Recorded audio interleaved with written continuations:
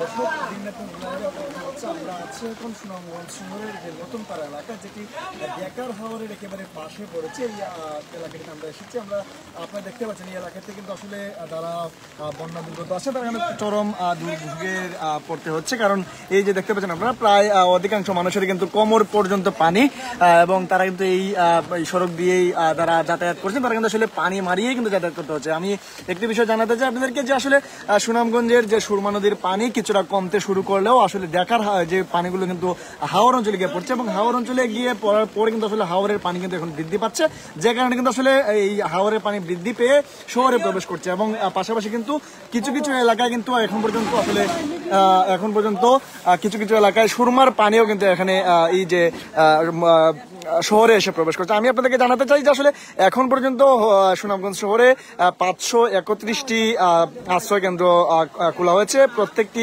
আশ্রয় কেন্দ্রে কিন্তু আসলে যদিও কোনোটাতে বেশি আবার কোনোটাতে কম, তো সেই হিসেবে জেলা প্রশাসন আমাদেরকে কিছুক্ষণ আগে জানিয়েছেন যে আসলে তারা একটি সমন্বয়ের ব্যবস্থা করেছেন, যাতে আসলে সবগুলো আশ্রয় কেন্দ্রে সমান ভাগে মানুষ বসবাস করতে পারেন এবং যাতে মানুষের দুর্ভোগটা কিছুটা লাঘব হয়। আমি একটু জানাতে চাই আপনাদেরকে দর্শক, আসলে আমরা বেশ কয়েকটা আশ্রয়কেন্দ্রে গিয়েছিলাম। সেখানে গিয়ে যে বিষয়টি জানতে পেরেছি আসলে এখন পর্যন্ত আসলে আশ্রয়কেন্দ্রগুলোতে কিন্তু মানুষের যে খাবার সংকট, সেটি কিন্তু খাবার সংকট কিন্তু এখন রয়েছে। এবং তারা বলছেন যে আসলে গতকাল, অনেকেই বলছেন যে গতকাল তারা খেয়েছিলেন এবং আজকে পর্যন্ত আসলে এখন পর্যন্ত তারা অনেকে কিন্তু কেউ কিছু খেতে পারেনি। তো আসলে এখন পর্যন্ত বলা যায় যে আসলে এই যে বন্যা পরিস্থিতি, যে বিষয়টি আমাদেরকে আবহাওয়া অফিস জানিয়েছিল, আবহাওয়া অফিস বলছে যে যদি ভারতের মেঘালয়ে বৃষ্টিপাত অব্যাহত থাকে এবং বৃষ্টিপাত হয়, তাহলে কিন্তু যে এই সুনামগঞ্জের যে সুরমা নদীর পানি বা সবগুলো নদীর পানি কিন্তু আসলে বৃদ্ধি পাবে। এবং এই পানি বৃদ্ধি পাওয়ার ফলে যদি ভারতের যে মেঘালয়ে যে বৃষ্টিপাত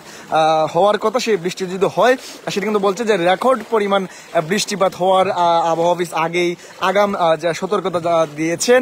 যদি সেই আবহাওয়া অফিসের যে বার্তা সেটি সঠিক হয়, তাহলে কিন্তু আসলে 2022 সালে যে বন্যা আক্রান্ত হয়েছিল সুনামগঞ্জ সিলেট, সেই 22 সালের বন্যাকেও কিন্তু এই 2024-এর বন্যা হার মানাবে। এখন পর্যন্ত আসলে বলা যায় যে সারাদিনই কিন্তু সুনামগঞ্জে আমরা দেখেছি সকাল থেকে কিন্তু আসলে কখনো গুড়ি আবার কখনো মাঝারি আবার কখনো ভারী বৃষ্টিপাত হচ্ছে। এই যে বৃষ্টিপাতে কিন্তু আসলে মানুষ কিন্তু যে আসলে সব মিলিয়েই মানুষ চরম দুর্ভোগের মধ্যে রয়েছেন এখন পর্যন্ত। আসলে যে আমরা যদি আপনাকে জানাতে চাই একটু সুরমা নদীর পানির অবস্থা, যে সুরমা নদীর পানি কিন্তু গতকাল 64 সেন্টিমিটার উপর দিয়ে প্রবাহিত হচ্ছিল সুনামগঞ্জ শহরের অংশে, এবং আজকে সেই পানিটি যদিও 40 সেন্টিমিটার উপর দিয়ে এখন পর্যন্ত প্রবাহিত হচ্ছে। তবে আসলে যদিও সুনামগঞ্জের পানি যে অধিকাংশ এলাকায় কিন্তু পানি বৃদ্ধি পাওয়া এখন পর্যন্ত যদিও কম থাকে, তবে এই যে পানিগুলো কিন্তু হাওর অঞ্চলে গিয়ে প্রবেশ করছে, এবং হাওরের পানিগুলো কিন্তু আসলে ফুলছে, এবং হাওরের পানি কিন্তু এখন শহরের ভিতরে এসে প্রবেশ করছে। এবং আমরা যে জায়গাটিতে আছি নতুন পাড়া, এটি কিন্তু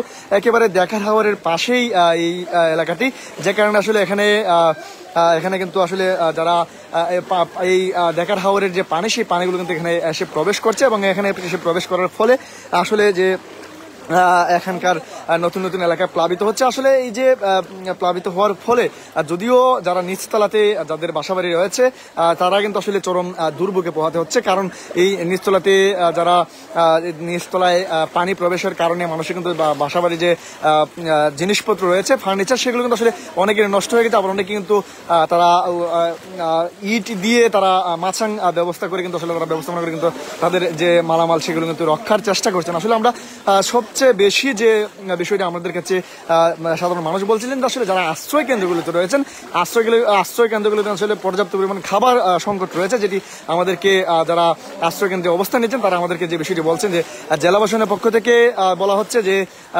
তাদেরকে পর্যাপ্ত পরিমাণ ত্রাণ সহযোগিতা তাদের কাছে রয়েছে, এবং যদি এই পরিস্থিতি আরো অবনতি হয়, অর্থাৎ আরো ভয়াবহ বন্যা আক্রান্ত বা বন্যার সৃষ্টি হয়, সেক্ষেত্রে তাদের কাছে পর্যাপ্ত পরিমাণ তাদের ব্যবস্থাপনা রয়েছে, তারা এই মোকাবেলা করার জন্য, আসলে বন্যা মোকাবেলা করার জন্য। তো এখন পর্যন্ত আসলে আমরা যে বিষয়টি সবচেয়ে বেশি আমাদের কাছে যে যারা বন্যা আক্রান্ত তারা যে বিষয় বলছেন যে আসলে আশ্রয় কেন্দ্রগুলোতে খাবার পৌঁছানো প্রয়োজন।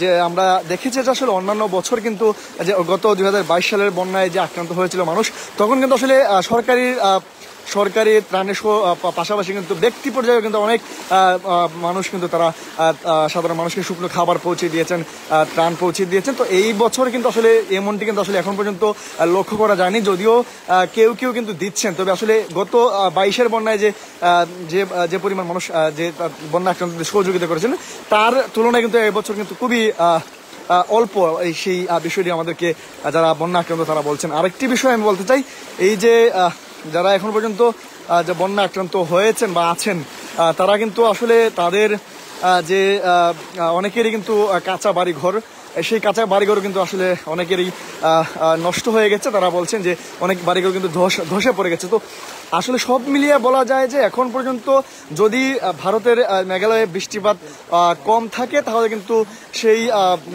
আসলে এই যে বন্যা পরিস্থিতি সেটি কিন্তু কিছুটা উন্নতি হতে পারে। যদি আসলে কম থাকলে উন্নতি হতে পারে। যদি বৃষ্টিপাত হয় তাহলে কিন্তু ভারতের যে পাহাড়ি ঢল সেই ঢলে কিন্তু যে উজানের ঢল সেই ঢলে কিন্তু মানুষের যে বন্যা পরিস্থিতি আরো অবনতি হবে। সেই ক্ষেত্রে মানুষের দুর্ভোগ কিন্তু বাড়বে এবং এমনটি কিন্তু আমাদেরকে আবহাওয়া অফিস বা সরকারি দপ্তরগুলো আমাদেরকে জানিয়েছে। তো দর্শক, এই ছিল আমাদের কাছে এখন পর্যন্ত আসলে সুনামগঞ্জের বন্যা পরিস্থিতি সবশেষ। আমরা আপনাদেরকে পরবর্তীতে আবারও জানিয়ে দেওয়ার চেষ্টা করবো সবশেষ পরিস্থিতি। সেই পর্যন্ত দর্শক দিনরাত নিউজের সাথেই থাকুন। ধন্যবাদ সবাইকে।